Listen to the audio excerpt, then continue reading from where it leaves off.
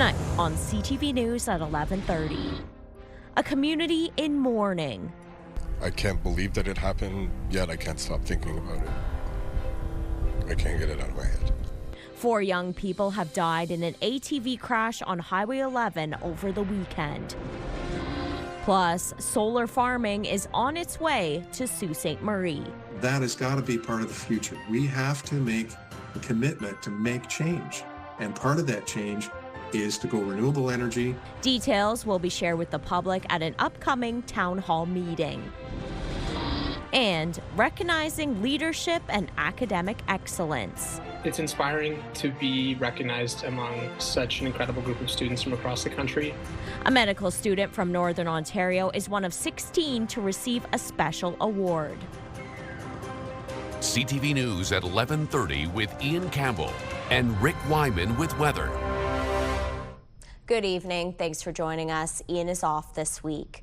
The towns of Moonbeam and Kapuskasing are in mourning after the tragic deaths of 4 young persons from their communities. They died during a collision involving an all-terrain vehicle and a commercial motor vehicle on Highway 11 in the early morning hours on Saturday.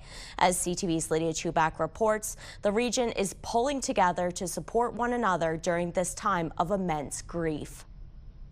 In the midst of a construction zone on Highway 11 North, a memorial site is growing in honor of 4 youths whose lives were claimed during a collision early Saturday morning. I can't believe that it happened, yet I can't stop thinking about it. I can't get it out of my head.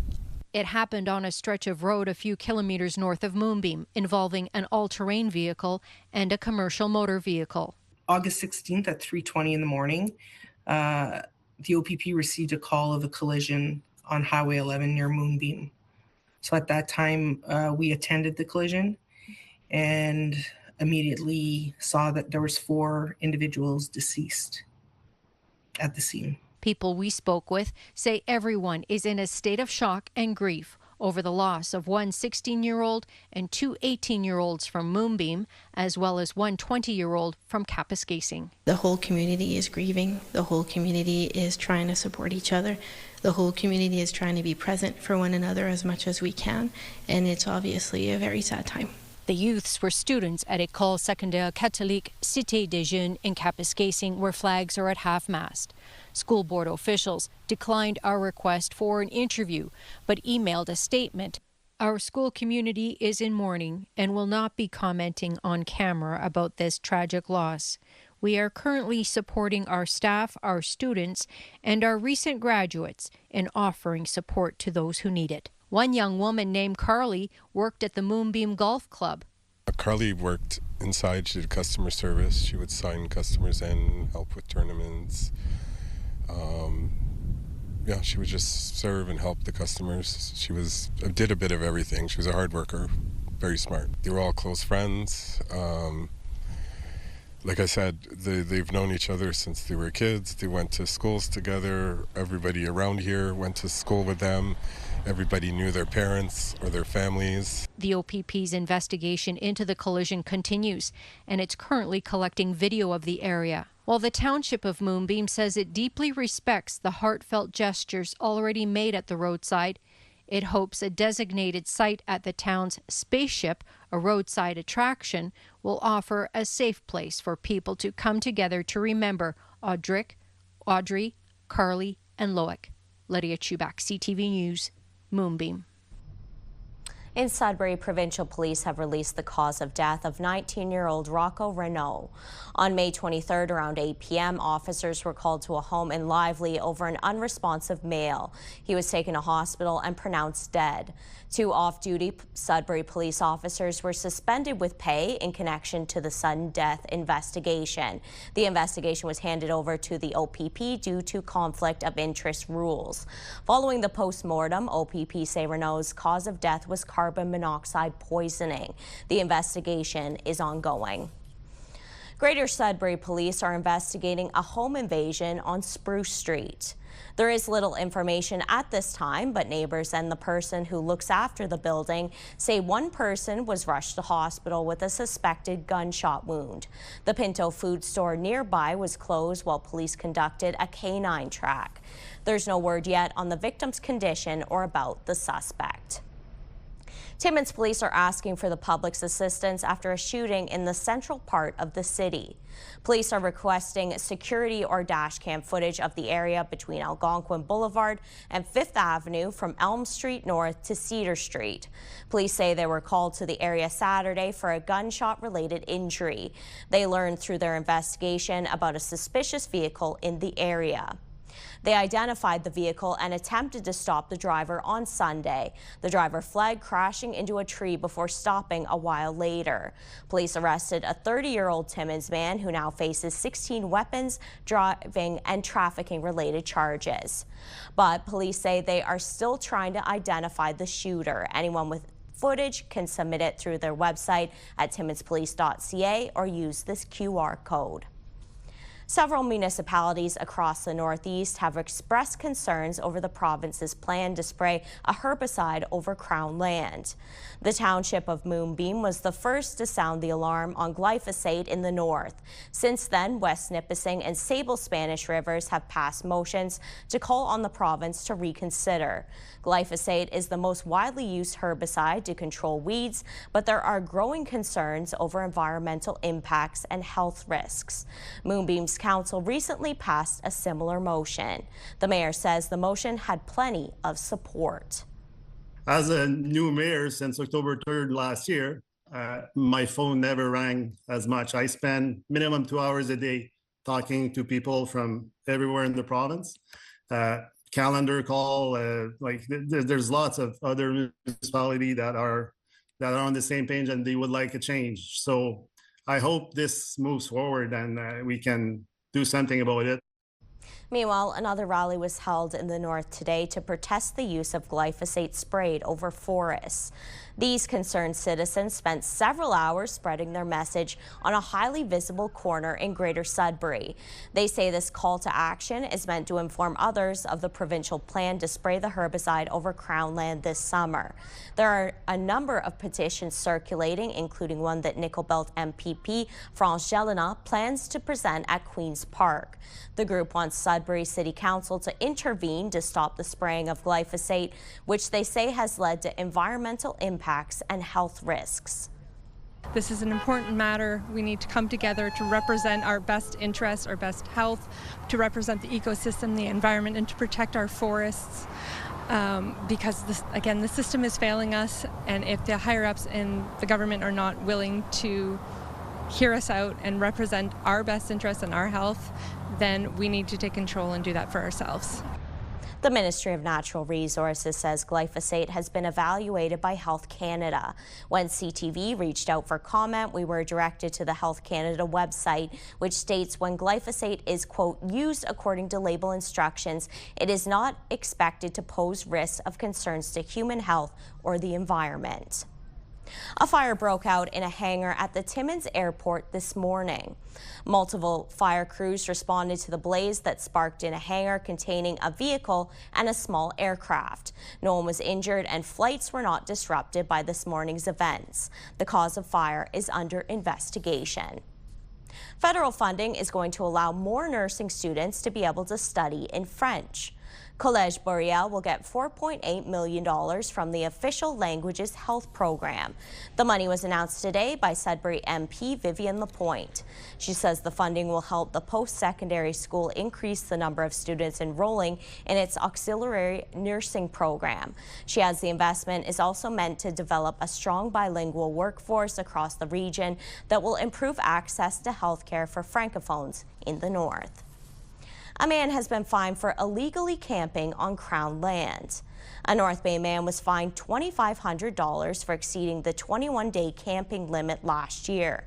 Conservation officers say the camper trailer was parked on Crown land near Notman Road for the whole summer, and the area around the camper was full of litter. To see more on this story and other local news, visit our website, CTVNewsNorthernOntario.ca. Parents in Parry Sound rallied last Friday to get answers from the Near North District School Board. Details from CTV's Madison Merrier. The original plan was to have all students attend the newly constructed Parry Sound High School, but the construction of the new school remains incomplete, and now kindergarten to grade 6 students will be attending McDougall Public School. Grades 7 through 8 will attend the recently closed Nobel Public School, and grades 9 through 12 will be at the partially demolished Parry Sound High School for the school year, and that had them out rallying for answers on Friday. We're going into a school that could be unsafe and no one's checked, like no engineers or anything has checked to make sure it is safe for us to go back in. And as parents, our number one concern is the safety and well-being of the students returning to school in a safe environment, and they just can't seem to answer those questions. The Near North District School Board released an updated contingency plan late Friday afternoon that said no structural changes were made to McDougall or Nobel Public Schools, but it said nothing about the structural integrity of Parry Sound High School. We aren't here to attack anybody. We're just here to demand the basics, which are clear answers, proven safety, realistic timelines, and honest communication. The building project received nearly $60 million from the provincial government. Local MPP Graydon Smith expressed his disappointment in a written statement saying there were clear expectations that the money would get the project done on time, adding, that commitment was made to ensure West Parry Sound students would learn in a modern, fully equipped facility, not face a scenario that is now unclear, uncertain, and unacceptable. The school board's vice chair, Howard Wesley, attended the rally Friday, explaining that they have been working on the project for some time and expressed their concerns about the timeline to the province. I think people should know that this has been a long-term process, and that our board back in last October reached out to the ministry with our concerns about the build and about the size of the build, and literally that was we did not get a response back from them until the minister came on site to visit with us. The facility is still in question, and the school board has yet to respond to parents and to CTV regarding the concerns that parents for Parry Sound addressed. Madison Merrier, CTV News, Parry Sound. The Association of Municipalities of Ontario conference is underway in the nation's capital. The convention is an opportunity for municipal officials to collaborate on solutions to challenges in their communities. Officials from the District of Nipissing Social Services Board are there. DSAB says it has secured meetings with 6 provincial ministries to advance key priorities within its mandate. Got out of the meeting with the Deputy Premier Sylvia Jones talking about healthcare and doctor recruitment. It's only really in their best interest to listen to it and to try and find ways of solving the problem. To supplement advocacy done by individual district social services boards, the Northern Ontario Service Deliverers Association will also advocate for issues that impact member organizations across Northern Ontario. 2 more northern beer stores are shutting down. The beer stores in Little Current and Noelville will close October 19th, along with another 10 sites across the province. The beer store's vice president of retail said in a news release that the closures are a part of modernizing to meet the changing marketplace. This follows 2 closures in Greater Sudbury's Isilda and Levack communities last month. As these closures continue, there are fewer places to return your empties. Starting January 1st, the province is requiring every store that sells beer and wine to also accept empty cans in its recycling program. The problem is a lot of grocery stores aren't equipped to run the program, and the Retail Council of Canada says that's prompting some Ontario retailers to consider dropping the sale of alcohol. As of right now, more than 400 grocery and convenience stores are participating in the recycle program. Time now for a short break here on CTV News. Coming up, Lindsay will have your full weather forecast. But for now, a look at the current conditions around the region. Another cool night out there. 16 degrees in Elliott Lake, some light rain falling. 12 degrees in Chapleau, some cloud coverage across the board here. 13 in Temiskaming Shores, 14 and Timmins. The warmest appears to be 16 degrees across the board. Full forecast coming up next. When you see it happen, send it to CTV News. Text 10400 from your screen to ours. Text 10400. Welcome back. Well, it certainly felt like a fall day across northeastern Ontario with those below seasonal temperatures. But over the next couple of days, that temperature is going to creep up to above seasonal, and we might even see a humidex value in some communities tomorrow. We could also see a little bit of precipitation. Let's take a closer look at this hour with your forecast radar. As you can see, mostly cloud cover across the northeast at this hour. We're going to start to see a little bit of rain creeping in areas around Sault Ste. Marie and over Manitoulin Island around 7 a.m. tomorrow. Then, as you can see, a few pockets of precipitation impacting areas like Chapleau, Timmins, and Kapuskasing around 3 p.m. And then, as you can see, those showers break up, but could impact pretty well all of northeastern Ontario, but it's not going to be all day. You'll definitely have some sunny breaks in there as well. Let's take a closer look at the next 7 days, beginning with Sudbury Nickel Belt. For tomorrow, 40% chance of showers, a high of 20 degrees. Normally this time of year sitting around 23 degrees, and we're going to see that temperature creep up to above seasonal, as I mentioned, for the end of the work week before we could see some showers move in on Saturday. Sault Ste. Marie, Algoma, 40% chance of showers tomorrow, a high of 20 degrees, a high of 24 on Wednesday as that cloud cover continues. Sunshine for a day on Thursday, but then it looks like more rain is expected for the weekend. Now over to Timmins, Cochrane, Kapuskasing, 40% chance of showers tomorrow, but you will see some sunny breaks in there. The high for tomorrow, only 19 degrees. We get to around seasonal as we head into Wednesday and Thursday before more showers could move into the forecast on Friday. Now over to Temiskaming Shores, Kirkland Lake, a slight chance of showers for tomorrow, a high of only 19 degrees. We get above seasonal as we head into the end of the work week with partly sunny skies rounding out the rest of your forecast for the work week. However, showers could move in on Saturday and definitely cooling things off. A low of 9 degrees expected on Sunday evening. And finally, North Bay, West Nipissing, a 40% chance of showers for tomorrow, a high of 20 degrees. We see that temperature bump up a little bit on Wednesday with some cloud cover. Sunshine moves in Thursday and Friday, but again, could see a little bit of shower activity as the weekend approaches. That's a look at your 7-day forecast. Amanda, it's back over to you. Thanks, Lindsay. A project to bring over 1,000 acres of solar farming to the Soo is in the works, and residents can soon learn more about it. CTV's Corey Nordstrom has more. This field just west of Sault Ste. Marie could have a very different look by the end of the decade. It may resemble this, as PUC Services is looking to create its first large-scale solar generation project. The province forecasts that 75% more electricity will be needed in the next 25 years, and officials believe this aids both Ontario and the city's needs. In total for the two projects that are proposed, we're looking at around 230 megawatts. So to put that into perspective, the city peaks at about 120 megawatts. So these projects are quite significant. The two projects west of the city are located in the Lees Bay and Carpin Bay area, as well as north of the airport, representing 190 and 970 gross acres respectively. The site search for these parcels has taken much of the initial 6 months of the early stages of the work. Part of it is looking at the interconnection and where they're located in proximity to our distribution system as well as our transmission system. So that was important in looking at the parcels of land.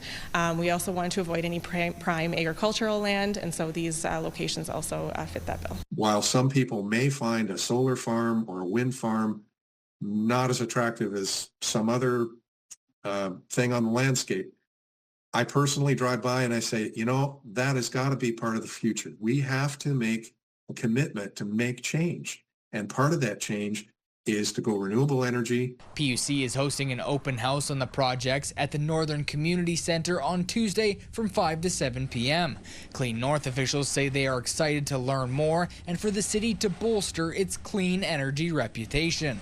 We are teetering on the brink of catastrophic climate change, and we need to do better. We need to do more. So this is one way that is viable. If all goes to plan, PUC will submit their applications to the IESO in October and hear back by next April. If approved, construction would begin in the summer of 2028 and the solar projects would be operational in 2030. Corey Nordstrom, CTV News, Sault Ste. Marie.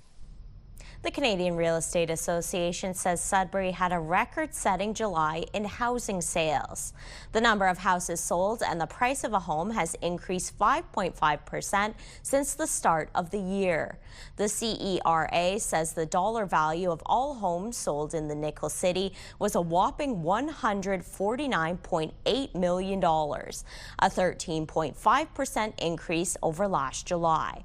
Timmins also saw a jump in home sales of 16.4% over this time last year and saw a 23.2% increase in total value of homes sold.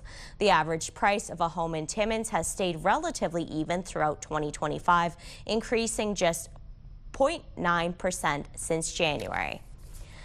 This report comes as parents and students are getting ready to go back to school. Getting your kids the latest gear, from school supplies to tech tools to new sneakers, can come with a pretty hefty price tag. Personal finance expert Jessica Morehouse has some tips on how to talk to your kids about the importance of budgeting when it comes to high-cost items. It is a very stressful time back to school shopping because it happens a lot quicker than we think. Everything's a lot more expensive than we think. And then, of course, the kids come and be like, but I want this, I want this. And so it's really important to set those boundaries. You are the parent, and it is also your money, so you know what you can and cannot afford. But also, kids are so smart these days. They do actually know about money a lot more than you expect. And so it's so important to involve them when it comes to budgeting for back to school season. Most students in the North head back to class in just over 2 weeks, September 3rd. A medical student from Manitoulin Island is one of 16 to receive a prestigious award. Nawsum University student Matthew Redmond was awarded the Canadian Medical Hall of Fame Award. It's given to second-year med students who demonstrate leadership and academic excellence. Redmond was recognized for his research roles, work as a student president, and charity work. It's inspiring to be recognized among such an incredible group of students from across the country. So many of them are doing incredible work, and so many students that aren't recognized in this award are doing incredible work. So to be seen amongst my peers in this way is really quite an honor. And it is quite an honor too to be able to represent Nawsum University and Manitoulin Island in this way as well. Award recipients receive $5,000. Redmond will accept his honor at ceremonies in Calgary next year. Congratulations. A 77-year-old heavy metal grandmother who now calls Northern Ontario home is preparing for her final bow.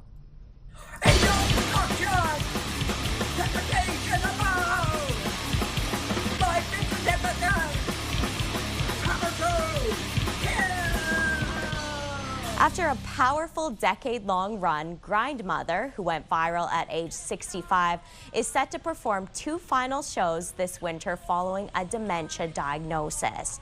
Grindmother recorded these vocals from her home on Manitoulin Island. Her final sets will be December 5th in Montreal and December 6th in Toronto. In a release, her son says while she is stepping away from performing live, there are still plans for new music, so stay tuned. Still ahead tonight on CTV News, more lottery winners to tell you about from our region. Details next.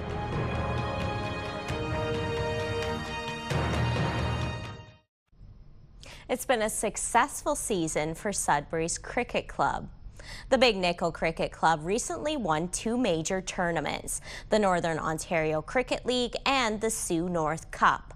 The club's president describes the season as one of its most successful, bringing home 3 trophies and multiple championships. The season wraps up in a few weeks.